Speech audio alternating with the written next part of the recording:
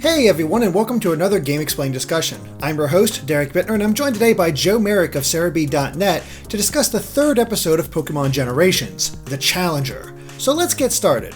Alright Joe, so now we're in the swing of things. Generations is on its third episode, and we have what I kind of was expecting for this episode, which is Blue taking on the Elite Four and him becoming champion, which on paper seems like a very good idea for an episode. But before I give my thoughts, what did you think of this third episode? I really enjoyed it. I mean, this is definitely something which has not been seen, and that's the entire concept of the series, something that's not really been seen. And having the story focus on Blue or Green or whatever you want to call him is actually pretty cool. So I enjoyed it. Yeah, I have issues. I don't know why I have issues, but I have issues because, like I said, on paper, this seems like an episode that would be fantastic. But I think we're running into the issue of the run times, and especially in this one. Looker kind of worked within its thing, where you had a quick story about how he was coming across and you don't really need much more. But because we're focusing on a Pokemon battle, it feels like we should have more there. The only substantial battle that I felt that we got was with Agatha, and that's only because of the dialogue involved, where you saw that Blue doesn't really respect Professor Oak in his goal to catalog the Pokemon. He's much more focused on strength, which is an interesting character dynamic in that own right. But as far as the battles, we just got this short taste, and then they were gone, and I mean, I guess it's good that it left me wanting more, but the problem is, I know I'm not going to get more. Yeah, I can definitely see that. I mean, with this, it's basically seeing one hit and they're done, or barely even that, just they're done. Mm-hmm. Which is very unfortunate, because with Pokemon, you want to see the strategies. I mean, with the Kalos League in the main anime, you see amazing strategies. You see Ash and Alan and everyone just battling properly. But here, you just... I can see your point. Mm-hmm. It is definitely disappointing in that regard. Yeah, it's like, okay, we see Lapras try to attack Alakazam. Alakazam dodges it, flips it over. Again, great camera work for these battles. Like, you get really in the sense, like, using Lapras's vision and then having everything flip upside down. Really great camera work and just animation all involved. I liked how it showed how strong Bruno was, where he got clobbered into the wall by Machamp, and Machamp is the one knocked down. He looks unfazed by it completely. Like, there's these little character moments that are there that I do think really make everything shine. But again, it just feels like it could use an extra 5 minutes so we can get at least one proper battle in here. I expected to at least have a full-on battle against Lance, and we got a trading of blows, a quick interchange where we find out there's apparently a throne in the Elite Four, and then that was it. And I'm like, I just a little bit more, please. Yeah, I mean, this is something which a lot of people have been wanting. They've been wanting to see a fully fledged side series where you see things like that. Like, that's what Pokémon Chronicles was, essentially. Mm-hmm. Though Pokémon Chronicles was a conglomeration of various episodes from, like, Pokémon Hoso in Japan, which was a side series which kind of predated Pokémon Sunday, Pokémon Smash, Pokémon Gets TV, and Pokenichi.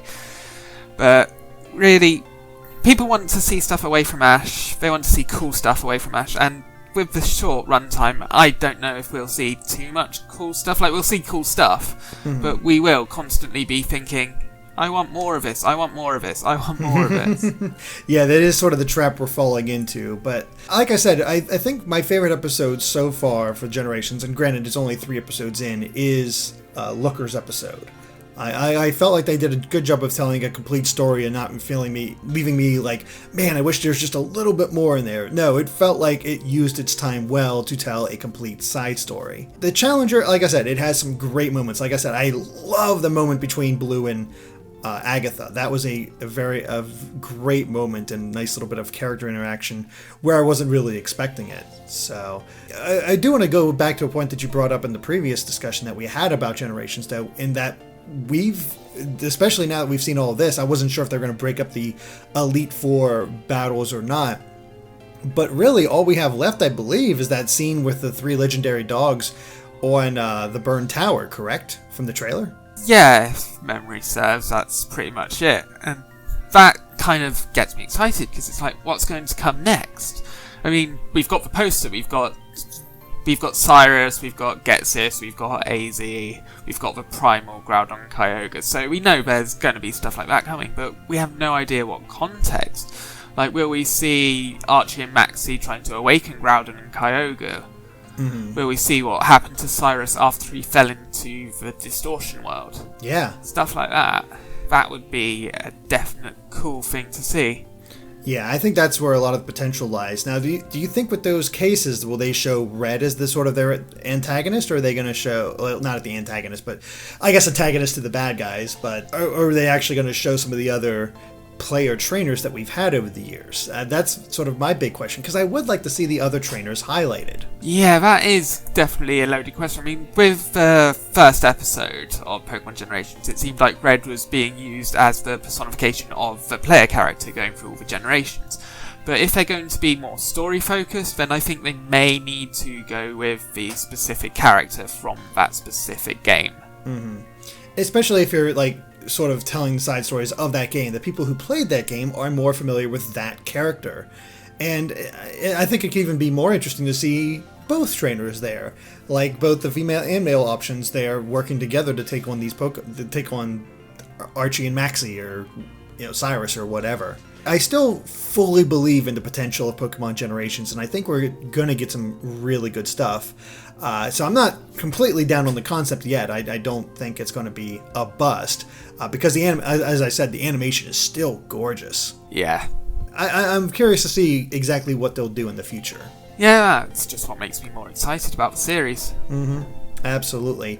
Now, you actually did some calculations for how many... They've said there's going to be 18 episodes total, and it finishes up, I think you said, December 3rd? 23rd. 23rd. I was mixing that up. Yeah. So we should get some double episodes here and there throughout. And now, when do you think they're going to be placed? Because we are actually talking before the episode aired. It's like, oh, they're going to show 2 more episodes today? Or are they going to show it some other time? But now I almost wonder if it's going to be more like a finale type thing, where they just have all these episodes at the end to sort of emphasize, like, the end of all of Pokemon Generations, or maybe for more important stuff they'll just, or two-parter type things, they'll tie it all in together. Yeah, it's really hard to say, because each episode is essentially standalone.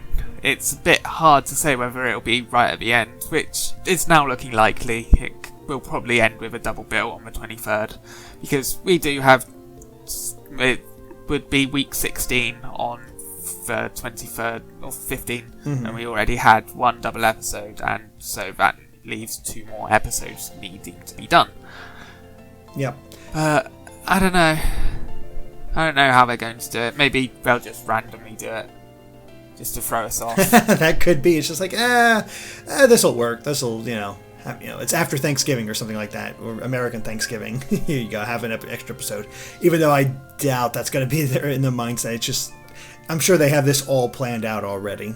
Yeah, I wouldn't be surprised if it's all planned out. I mean, that does bring up another thing. I mean, they could do it around American Thanksgiving, because this does seem to be a primarily American thing, because we still have not seen any sign of this in Japan yet.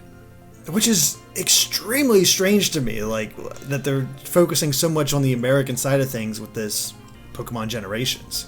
But in some cases, a lot of things which are typically decided by Japan have been led by TPCI recently, like the mythical distributions. Mm-hmm. Before them, it was typically unheard of for us to get a distribution of a Pokemon which wasn't previously in Japan. I mean, it happened very rarely, but now it's happened a fair bit. Mm-hmm. And I believe it also happened with the Sludge Bomb Zoroark a year or so ago. Huh. So it does seem like TPCI are taking the lead, because this is good marketing. This is very good marketing. Oh, absolutely. This is getting the series back out there before Sun and Moon's out. And with Generations, with it starting with the Gen 1, then it's trying to get the Pokemon Go people in, and then they'll see, oh, this is from a future game. Oh, that may be worth purchasing. Maybe. Well, that's just how I see it. Yeah, I mean, it's not a bad idea. I'd love to see them go forward with that with that concept, and hopefully it does work out. But on the whole, again, I'm going to keep. There's no way I'm not going to keep watching Generations, but I do hope for something that uses its time well, and to make everything feel sort of like make a story feel complete. I think is what my big hope is. But well, any final thoughts on episode 3 of Pokemon Generations? Just I was a bit disappointed about not seeing the red battle.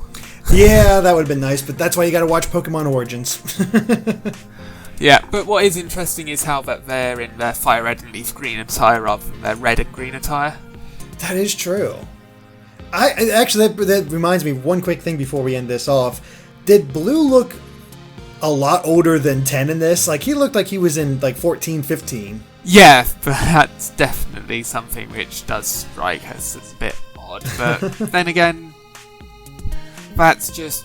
When Red came in, he looked like he was older than 10. But that is typically something with the anime. Like, look at Ash and Serena. They look like they should be older than 10. Yeah. And Bonnie would be what you would expect a 10-year-old to be animated as. That is a very good point. So, yeah, it's interesting how they're sort of playing with the ages a little bit, even though of course, they'll never come out and say, like, I'm a 10-year-old. No, they're just going to sort of keep it as is. But yeah, Blue is not a typical 10-year-old to me. No. Alright, well, I think that covers it for our Generations discussion, so thank you for watching, and if you liked this video, be sure to like us on Facebook and Twitter at GameXplain. And Joe, where can they find you at? On Twitter at Joe Merrick, or on Serebii.net, or on Twitter at SerebiiNet. Awesome. And of course, stay tuned to GameXplain for more on Pokemon and other things gaming as well. Until next time, bye.